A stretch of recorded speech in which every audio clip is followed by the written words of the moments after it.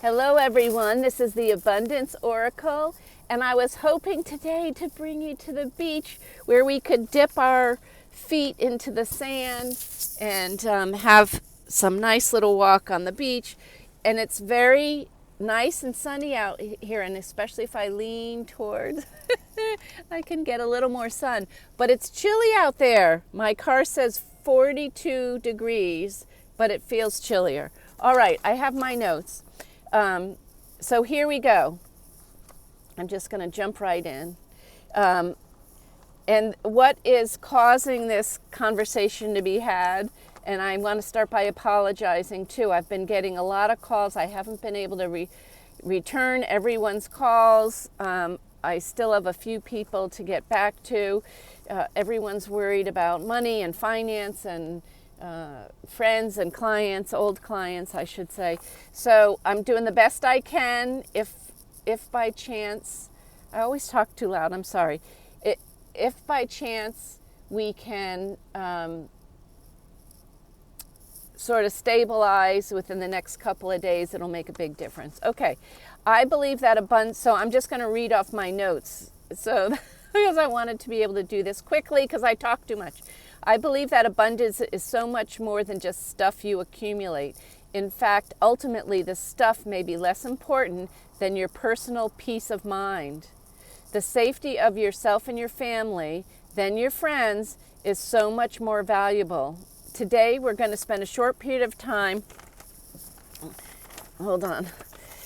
talking together about how to get organized so you'll have the peace of mind and safety for those you love. And some of this does include stuff accumulation. What has prompted this video, as I said before, was recent conversations with a lot of people calling and needing coaching. I discovered in speaking with people the misinformation and unorganized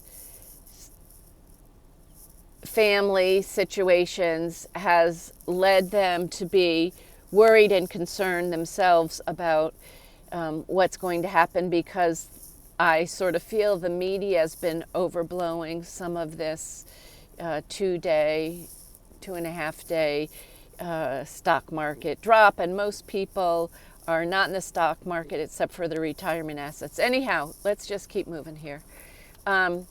They don't seem to understand what is happening, where to go for accurate information, and how to calm themselves so they can start to become, and you can become, part of the solution and learn how to get conservatively organized with your money and assets. The old days and ways of splurging, overspending, trying to keep up with the Joneses, and ignoring the potential consequences of what you say and do are almost over. I liken this to the process, and you might have heard me talk like this before, to the process of a father and mother who went away for a long business trip, and their children were left alone to make all their own decisions. Now the petulant children are adults, and reality is setting in. Some have learned to adult, and some are remaining petulant and protesting. And those now adults are easily influenced. Their world is being overburdened with debt. They lack savings and or emergency funds, and they don't understand the new habits, practices, and values that are needed to be learned to make it through semi-comfortably in a challenging and changing world. You can consider yourself lucky, and lots of my friends are very lucky. They've been listening and organizing. You can consider yourself lucky if you've positioned yourself with a decent or good job or skill set that's reliable to produce income. Have a healthy and strong body, friends you can count on, and know enough about current global issues to be concerned and want to even further organize yourself. You want to be more organized as you hear France has joined other nations who have recently sent out brochures. I think Sweden did too. To all their citizens about how to prepare for uncertain and tumultuous times ahead. So where do you start? Step one is to make a plan. Just like building a home, you don't buy some 2x4s, pull out your hammer and start building. You start with a construction plan. In good times, I would say start watching YouTube channels and see what others are suggesting. However, I think this will feel overwhelming and confusing if you start with this approach. So let's look at how to start with the basics. How many people in your family eat? Probably most of them. So how many people are in your family? How many days worth of food do you have in your pantry to feed that quantity of people? And I say pantry, not freezer, because if things get really bad, like they did in the Great Depression, or you lose your job and you aren't making so much money anymore, you may need to cut back on your energy consumption. During World War II, the majority of families were trying to save money by cutting back on the utilities they used. I suggest you start to learn how you would do that, or get your families used to it not being 75 degrees on the thermostat in the middle of the winter. I'm going to share one story because you know I like to share my stories. Crazy Nana used to talk to us about during the Great Depression. And one of the things she told us, what some of the moms did when they were cooking was they used one pot only, because one pot meant one flame. They didn't have three flames going all at once on the gas stove. So one of the things they did is they used double broilers, which means one pot sort of fits into the other pot, and have a lid on it. And you would cook your longest cooking and needing most to be sitting foods on the bottom. Then the vegetables maybe, or maybe you were warming up potatoes or something else, that would go in the middle. And then underneath the top, you would take your kitchen towel, which hopefully is cotton or linen kitchen towels, which a lot are polyester now, but anyway, I digress again. And you would take some string, you'd roll your rolls or bread up in that kitchen towel and put it underneath your top and string it on. And that would go on the top. So that would be the least warm on this 3-layer pot that you're heating up. And you'd have warm bread or rolls. Isn't that wonderful? I mean, they're so very clever. No giving up anything, just figuring out how to make it work with less energy. All right. Hold on. Where am I? See, I do this all the time. Okay, so France, where do you start? Step one. Okay, make a plan, hammer. Let's look at, okay, so the basics. Everyone has to eat. Your family, how many people are in your family? How many days worth of food do you have in your pantry? Not the freezer, but everyone's cutting back on energy consumption, as they did in World War II. This was not unique, and I suggest you start to build on the basics. Rice would be very good and is very, very versatile, and it's inexpensive. It's good as a side dish, or if you want to make it a little more interesting, you can add fresh herbs. You can flavor it with soy sauce. You can fry it up with soy sauce. You can put vegetables or meat underneath it. You can even make rice into rice pudding, my friend Angie has a fabulous, fabulous recipe for rice pudding, and it is so delicious. I don't know why we're not still making it, but it's really great. You can also fry your rice with if you do olive oil. You can use if you have any bacon grease. Oh my gosh, bacon grease is great. Have you ever had leftover potatoes made into home fries and grilled up in bacon grease? Oh, you do that and you will never have them any other way. It's so terrific. We learned that from Crazy Nana as well. She used her bacon grease a lot. Nowadays, I don't know if people are going to be able to afford bacon. Okay. Oh, and you know who else uses a lot of rice? Chipotle.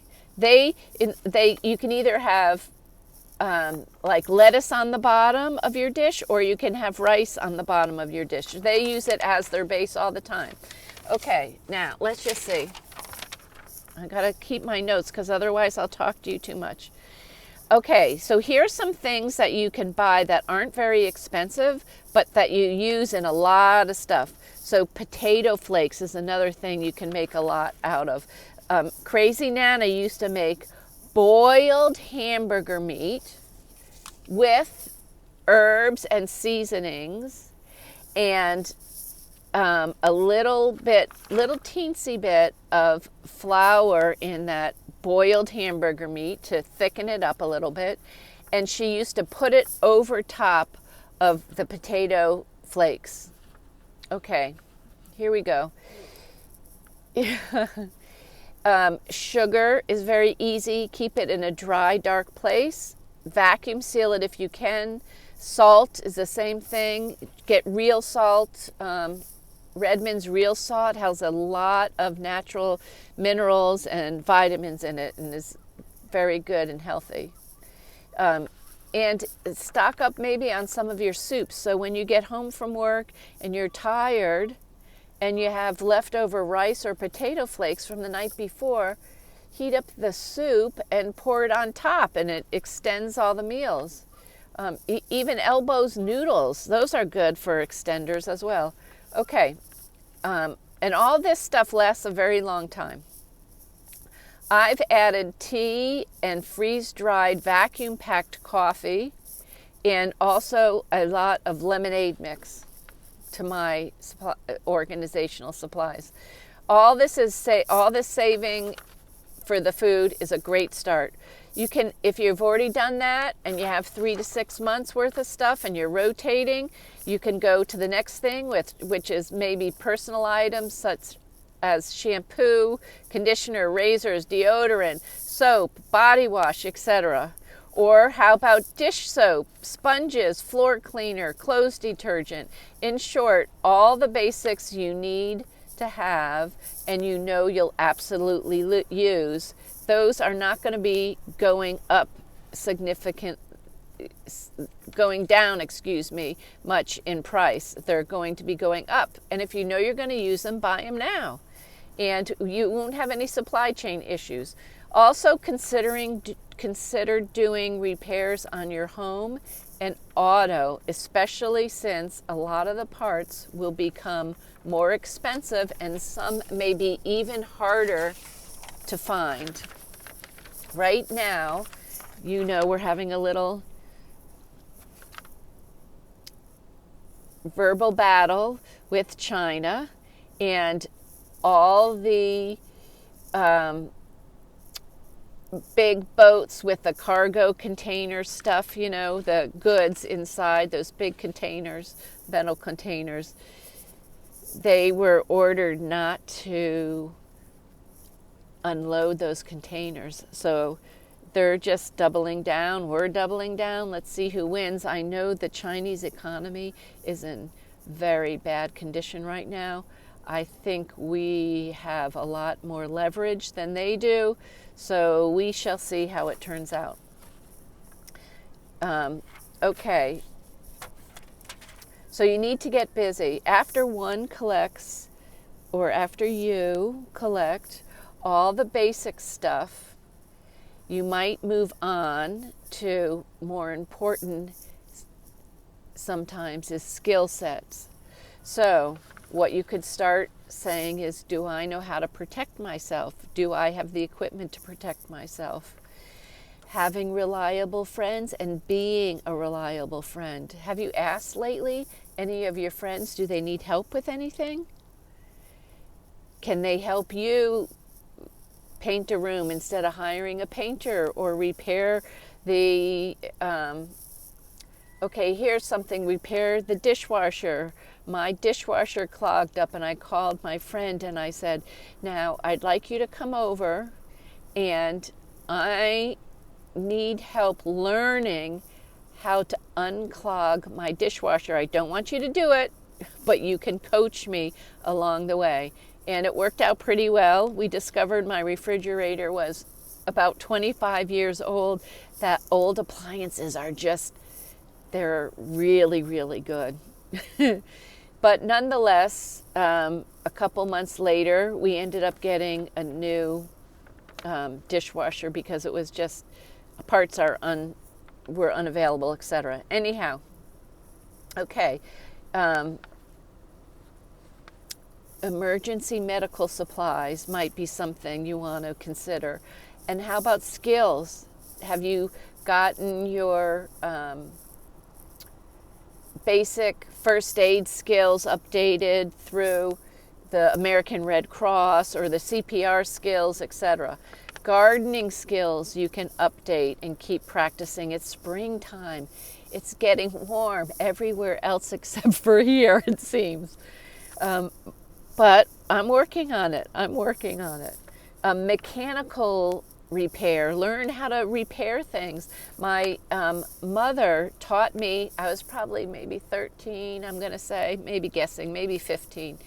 She taught me how to take out a either electrical light or like a fan, and how to swap out the fixtures themselves. It's not hard. I would just say make sure you do turn off the breaker, because you can get very shocked. It's not a pleasant experience. And I'm not going to disclose anything further on that. But okay, what about plumbing skills? And on. There's so many skills that you can learn. And you can just ask your friends even who know how to do that stuff. Please don't do it. Come over. I want you to coach me. I want you to teach me. And then you have two people in your community, you and your friend, who know how to do some of the basic repairs. Much more valuable than having your friend help you is let him coach you in how to do it. And ladies, you're not going to break a fingernail. You just got to learn. You'll have so much more confidence in yourself and your capabilities, and be able to protect your family so much more if you learn how to do it. Okay, you can do this over time, but you need to start now. The sooner you start, the more confident you'll be, and the less concerned and worried you'll be. Standing solid to pass the skills down to your family, your sons and daughters, and the stuff that you accumulate that you haven't used yet.